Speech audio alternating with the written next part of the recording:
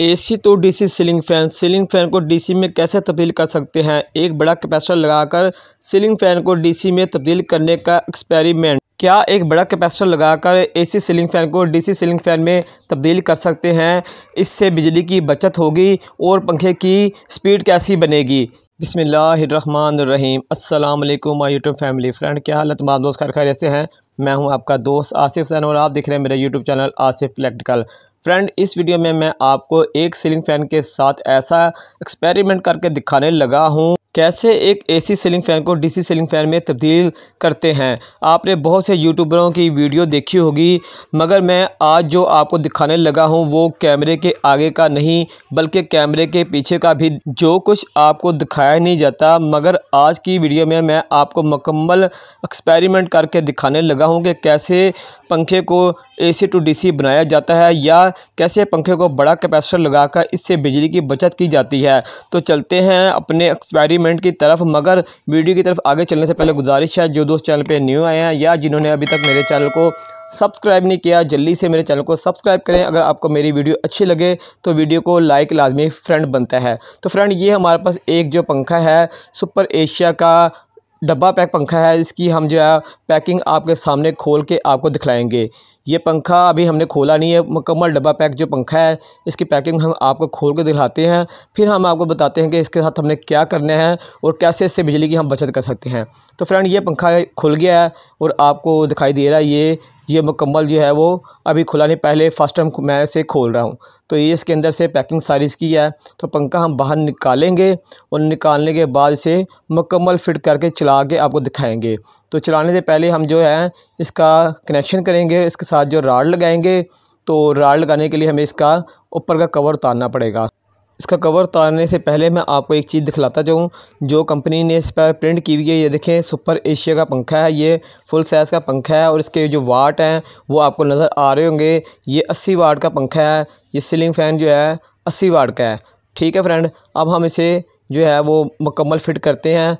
पर हम नहीं लगाएंगे, खाली जो हम इसको इसी तरह जो है पाइप और इसकी वायरिंग करके ना अंदर तार लगा के आपको चेक करके दिखलाएंगे कि ये इस टाइम कितने एम्पेयर ले रहा है। फिर हम आप इसके साथ जो है अपना फार्मूला लगाएंगे और लगा के दिखलाएंगे आपको कि कितने एम्पेयर कम हुए हैं। यकीनन जब एम्पेयर कम होंगे तो वाट भी कम होंगे और जब वाट एम्पेयर बढ़ेंगे तो वाट भी जो है बढ़ते हैं। तो फ्रेंड, इसकी हम जो तार हमने डाली हुई है और इसमें कनेक्शन करके हम इसे हमने टांग दिया। ये देखें, आपके सामने हमने इसे वायर लगा दी है इसके अंदर पाइप में और इसे टांग दिया। अब हम इसके साथ जो है इसकी मेन तार जोड़ेंगे और आपको चला के जो पंखा चेक कराएंगे। मगर आगे चलने से पहले गुजारिश है, जिन्होंने अभी तक चैनल को सब्सक्राइब नहीं किया लाजमी सब्सक्राइब करें। पंखा हमने चला दिया है और आपने इसकी स्पीड जो है वो नोट कर ली होगी, इसकी स्पीड। ठीक है, अब हम आपको उसका एम्पेयर मीटर लगा के टोन टेस्टर चेक कराएंगे आपको कि ये कितने जो एम्पेयर शो कर रहा है।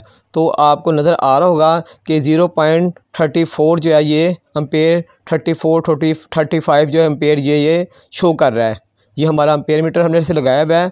ये 0 पॉइंट जो है वो ले रहा है, याद रखना 0.34 एम्पेयर, यानी कि 1 एम्पेयर से भी आधे से थोड़ा सा कम हिस्सा ये ले रहेगा। ठीक है फ्रेंड, ये एम्पेयर इतने ले रहा है। ये न्यू डब्बा पैक पंखा है तो ये इतने एम्पेयर ले रहा है। ये कितने वाट का, 80 वाट का पंखा है लोड पे, यानी कि इसके पर लगा लेंगे तो 80 वाट जो है बिजली इस्तेमाल करेगा। हम अब इसके साथ एक जो कैपेसिटर लगाएंगे 10 UF का कैपेसिटर है, ये आपको नज़र आ रहा है। हम इसके साथ लगाएंगे और अपना एक्सपेरिमेंट करेंगे क्या एक बड़ा कैपेसिटर 10 UF का लगाने से पंखा डीसी में तब्दील हो जाएगा, बिजली कम इस्तेमाल करेगा। तो हम एक तार जो हमने मेन लगाई हुई थी उसमें एक तार हम खोलेंगे और एक सिरे पे जो हम कैपेसिटर की एक तार लगा देंगे और दूसरे सिरे पे कैपेसिटर की दूसरा वाला पॉइंट यानी कि दूसरी वाली तार लगा देंगे। एक तार हमने मेन खोली है, दूसरी लगी रहने दी है और जब तार हमने एक खोली है तो उसके 2 सिरे बन गए हैं। तो एक सिरे पे हमने कैपेसिटर की एक तार लगा दी और एक सिरे पे हमने कैपेसिटर की दूसरी तार लगा दी। अब हम कैपेसिटर को कहीं जो है वो टांग देते हैं साथ में। अब हम आपको पंखा चला के चेक कराते हैं कि क्या ऐसे कैपेसिटर लगाने से पंखा जो है वो बिजली कम इस्तेमाल करेगा, एम्पेयर इसके कम हो जाएंगे, वाट इसके कम हो जाएंगे। तो हम इसके साथ एम्पेयर मीटर लगाते हैं और आपको दिखलाते हैं कि एम्पेयर इसके, तो हाँ ये देखें फ्रेंड, एम्पेयर जो है इसके कम हो गए हैं। ये 0.16 जो है वो एम्पेयर ले रहा है, 0.16 एम्पेयर ले रहा है। क्लोज़ करके मैं आपको दिखला सकता हूँ, लेकिन आपको नज़र आ रहा होगा यहाँ कि 0.16 एम्पेयर जो है वो ले रहा है। तो पहले जो कितने एम्पेयर ले रहा था, अब के एम्पेयर जो है वो डाउन हो गए हैं। तो डाउन होने से फ्रेंड इसकी जो है वाट भी कम हो गए होंगे यकीनन। जब एम्पेयर कम होते हैं तो वाट भी कम होते हैं। लेकिन आपको नज़र आ रहा होगा क्या हुआ अब ये कि इसकी स्पीड स्लो हो गई है। अब मैं इसे हाथ से रोक रहा हूँ तो ये पंखा रुक रहा है। तो एम्पेयर तो कम हो गए हैं, तो वाट भी कम हो गए, लेकिन इसकी स्पीड जो है वो नहीं रही। वो स्पीड इसकी जो है बहुत कम होगी, इसलिए कि कैपेसिटर जो वो आपने सीरीज में लगाया, सीरीज में कैपेसिटर लगाने से है वो पंखे की स्पीड स्लो हो गई। जब स्पीड स्लो हुई तो एम्पेयर भी कम हो गए, क्योंकि सीरीज में जो भी चीज़ लगाते हैं वोल्ट जो है वो आगे कम जा रहे हैं सीरीज की वजह से। जब वोल्ट जब कम जा रहे हैं तो एम्पेयर भी कम हो गए, और जब एम्पेयर कम हुए हैं वोल्ट भी कम हुए हैं तो पंखे की स्पीड भी जो है वो कम हो गई। तो इस तरह कैपेसिटर लगाने से जो है बिजली की आप ना बचत कर सकते हैं और ना ही आपका पंखा जो है वो एसी से डीसी में तब्दील हो सकता है। तो ये तमाम ऐसी वीडियो फेक है, तो ऐसी वीडियो की तरफ आप ना ध्यान दें। मैं जो आपको तरीका बताऊँगा वो तरीका आपने खाली नोट करना है कि कैसे आप पंखे से बिजली की बचत कर सकते हैं। तो आपको मैंने एक न्यू पंखा है जो चला के चेक कराया है, हमें उसके कनेक्शन जो है वो खोल देते हैं और फिर आपको बताते हैं कि आपने इसके साथ क्या करना है। आपने जब भी आपके घर में पंखे पुराने लगे हुए हैं तो सबसे पहले आपने उनके कैपेसिटर चेक करने हैं कि आपने बड़ी कैपेसिटी का कैपेसिटर उसे कभी भी नहीं लगाना है। मैं आपको ये डब्बा पैक जो पंखा है इसका कैपेसिटर आपको उतार के दिखलाता हूँ कि कंपनी ने पंखे का कौन सा कैपेसिटर लगा के भेजा है। कंपनी जो लगाती है कैपेसिटर वो बेस्ट लगाती है। इस कैपेसिटी का कैपेसिटर लगाएंगे तो ये इतने वाट का ही रहेगा पंखा। जब आप इससे बड़ा कैपेसिटी का कैपेसिटर लगाएंगे तो पंखा बिजली भी ज़्यादा इस्तेमाल करेगा और आपका बिजली का बिल भी ज़्यादा आएगा। तो मैं आपको क्लोज़ करके दिखाता हूँ कि ये कितने पॉइंट का जो कैपेसिटर लगा हुआ है। ये देखें 2.5। मैं हर दफ़ा हर वीडियो में चीख के थक गया हूँ कि कैपेसिटर जो अपने पंखे के, वॉशिंग मशीन के, वो डोंगी पंप के मोटर के जो कैपेसिटी बनती है उसी का लगाएं।